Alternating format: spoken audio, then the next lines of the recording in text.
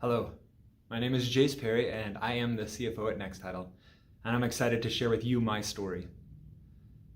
And I know those of you that know me well are probably pretty surprised to see me on a camera and see me on social media sharing my story. I'm generally an introvert and not always sharing everything that's going on inside my mind. But I'm excited to share my story. As I've gone through this process and thought about it, I've had a very fortunate life, a very blessed life. I haven't had any significant life-changing events, any big challenges or aha moments that have shaped me in a significant way. And as I thought about that, I really doubted that I had a story. What story do I have to add value to anybody else's life when I've been so blessed? But I realized that everybody has a story, and that story is of value to somebody. When I was in 7th grade, I was walking through the common area on the first couple of days of school with one of my buddies, and there are 7th and 8th graders in the school, and an 8th grader came up to us to establish his authority as the 8th grader, and he came up to me, looked me in the eye, and said, "Punch your friend." I was scared, turned to my friend and punched him in the arm. He looked at my friend and said, "Punch him back." My friend said no. The 8th grader walked away, and then we walked a different direction. But I felt horrible. I felt like I had betrayed my friend, I had let him down, and I didn't deserve to be his friend anymore. I wasn't good enough. And because of that, I withdrew myself from him. He deserved better, and we became more of acquaintances. And that connectivity with others has always been a little bit of a challenge for me. Getting up in front of people and talking to people that I don't know. In class, I always sat at the back of the classroom, never raised my hand to give an answer. It was too scary to talk in front of the class. Maybe I would say something wrong. Whether I knew the answer or not, I did not want to speak in front of anybody. If there was a class presentation that I had to give, I would have anxiety. I wouldn't be able to sleep the nights before, and getting up in front, my chest would get really heavy. It'd be hard to breathe. My knees would shake, and I'd stumble all over myself. And it was really embarrassing, and it scared me. I didn't ever want to do it, and I avoided it at all costs. Remember, after high school, after college, in my first job, we had a training, and there were 6 or 7 of us in it. And it was a sales training, and we were just going through scripts. How do you talk to clients? How do you talk about getting more business or getting new business with a prospective client? And the time came after the instructor had given us some scripts and talked through strategies to do role play. And I'm sitting in this classroom with 6 or 7 people that I know with a script of what to say, and I was scared to death to get in front and role play. Did not want to do it. Anxiety set in heavy. And I know this is something that's common, that a lot of people struggle with. Others don't, and it's easier and don't understand that connectivity or that challenge to talking to somebody or in front of people that you don't know. But for me, it was a real problem, very real. As I went through my life having this challenge or struggle, I also found myself loving to go to conferences, to seminars, opportunities to listen to inspirational speakers.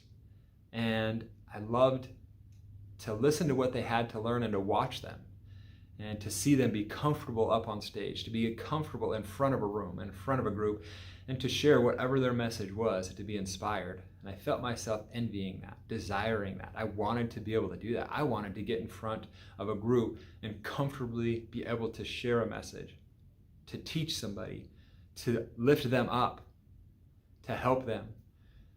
But I had this huge hurdle. I was scared to death to get in front of people.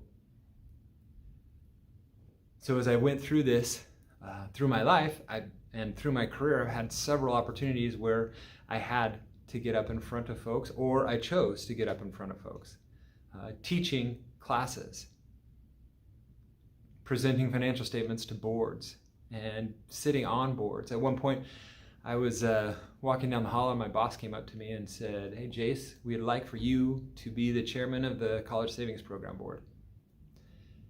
And in my mind, I thought, oh my goodness, not a chance. That's way over my head. I'm not good enough to do that. I can't stand or sit in front of a board and run a board meeting and run a program, that's way over me. And I found myself, actually, when I listened, I heard myself say, yes, love to.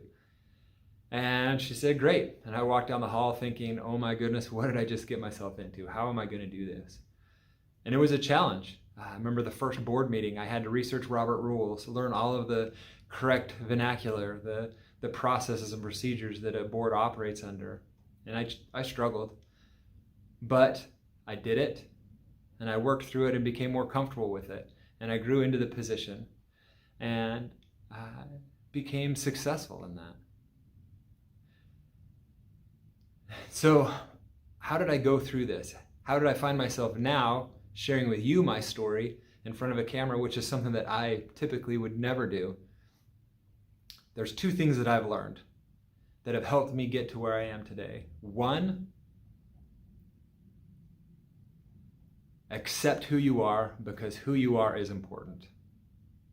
And two, go be whoever you want to be. I thought for the longest time that those two contradicted each other. I did not accept who I was. I always wanted to be somebody else, but I couldn't until I accepted who I was. Because by accepting who I am, I then have the opportunity to recognize my strengths and add on them by becoming something more. They go together. For me to accept who I was, I had to do three things that helped me along that path. One, I had to take time to reflect. I would go out into nature, into the mountains, and spend time contemplating what made me tick. Why was I who I am? Why do I think the way that I think? And really getting to know me. And then two, I had to make a conscious decision to accept me. And this wasn't a one-time decision. It's a repeating effort. At times when I get down or struggle or doubt, make that decision that I am special and I accept who I am. And do that over and over until that becomes a habit. And third, recognize what is special about you, what's unique about you, because everybody has something unique. For me, it was recognizing that my thought process, I always thought that I was a little off as people would talk and contemplate challenges or situations or responses to answers. My thought always seemed a little bit different, a little bit odd, which made me uncertain about it and not willing to share. But over time, I realized that my unique perspective, analytical, logical thought through challenges was a great blessing. There was a value in that helped overcome challenges and solve problems in different ways. And I had to accept that to be able to share it. Now, when it comes to becoming who you are or who you want to be, there's three things that have helped me get closer to where I want to be. One, identify what it is. You may already know what it is. You may have been earning for that. Or it may be sitting there and you might have to take some time to think about it. Where do I want to be? Who do I want to be? What's something that I want to accomplish or become? After you identify that, you have to try it. Go do it. You're not going to be perfect. You're going to stumble. There's going to be challenges. That first board meeting, I struggled big time and I was nervous, but I went and did it. Until you do it and try it, you won't be able to take that first step in becoming it. And last, recognize the progress that you make. It's not going to be overnight. It's not one step and you're there. It's little steps at a time. So recognize that progress and reward yourself. Celebrate that progress.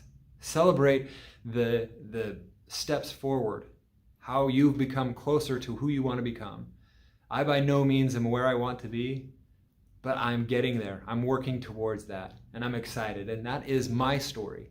And I know that you have a story that's important, that you are important, you're special, and you can become anybody you want to be. And I am looking forward to going through and sharing my light with others, and hopefully you'll be able to share your light too.